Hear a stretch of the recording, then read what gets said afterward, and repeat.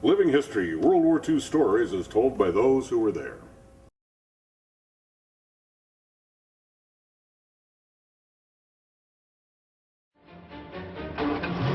In August 1944, the Allies broke out of their bridgehead in Normandy, trapped 80,000 German troops in the Falaise Gap, and began a breakneck advance across northern France to the borders of the Third Reich.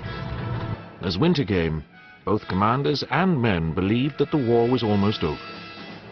They were in for a rude shock. A massive and wholly unexpected German offensive in the hills and forests of the Ardennes seemed to threaten the Allies with a second Dunkirk, splitting the British and American armies and bundling them back to the Channel coast. It was the final gamble of a desperate man. The front on which the German blow would fall was held by only 3 American infantry divisions and 1 armored division. They were strung out on a front of 90 miles. The German attack went in at 5:30 a.m. on the 16th of December. After a 20-minute barrage, the storm troops appeared out of the mist. At first, there was panic and confusion in the American lines. In the center, the American 28th Division was quickly overrun. A breakthrough loomed. Along the Bastogne axis, the capture of the road junction of Bastogne was now vital.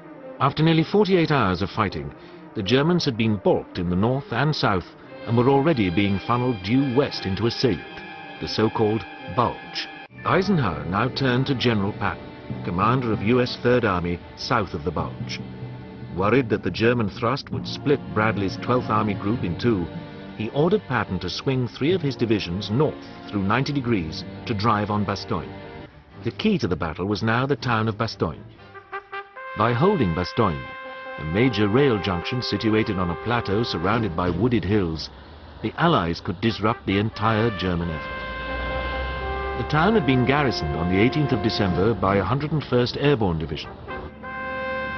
In 3 days of fighting, it had been isolated by the 2nd Panzer, Panzer Lehr, and 26th Volksgrenadier Divisions. In command at Bastogne was Brigadier General Anthony C. McAuliffe. When called on to surrender, he gave the simple reply, "Nuts." McAuliffe reflected growing American confidence. The ferocious weather was beginning to clear, opening up the prospect of resupply by airdrop. The German assault on Bastogne was now driven by desperation.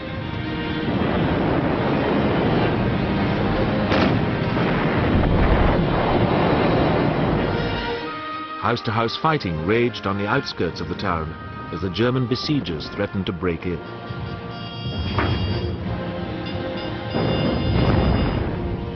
Bastogne's defenders dug in and even managed to smile for the cameras. The Americans had celebrated Christmas with Bastogne still in their hands. On Christmas Day, the Germans had breached McAuliffe's defenses in 2 places before being halted and then driven back. The fighting had been as fierce as anything seen in the Battle of the Bulge.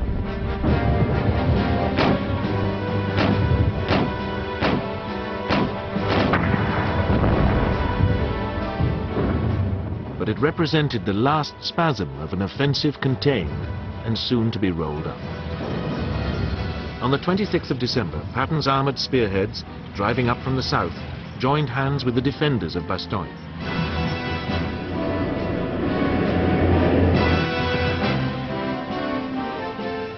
In a logistical tour de force, Patton had swung almost his entire army north to punch a gaping hole through the southern axis of the German advance. Panzer formations, which lay to the west of Bastogne, were now threatened with isolation.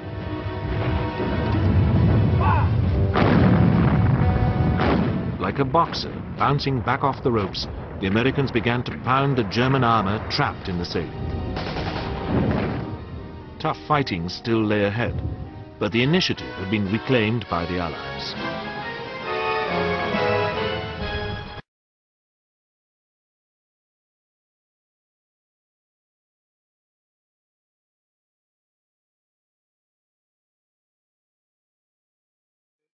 Up to Bastogne. They weren't there yet. Okay. But when we got to Bastogne, they had they couldn't come through because we had quite a force there in Bastogne. But they went around us like a hole in a donut, like they say. And we were right there in that hole in the donut until they either surrendered or got relief. We were sure dug in our little foxholes. And you just had a certain area that this is where you're going to be. And when they come, this is what you got to do. I mean, there wasn't no place to go, so you're not going to run. Right. No place to run to. But it wasn't too long for Patton and 10th Army, I think it was, came up to break a hole in the donut. Yeah. And from then on, it was history. I lasted about, 3 or 4 weeks in Bastogne.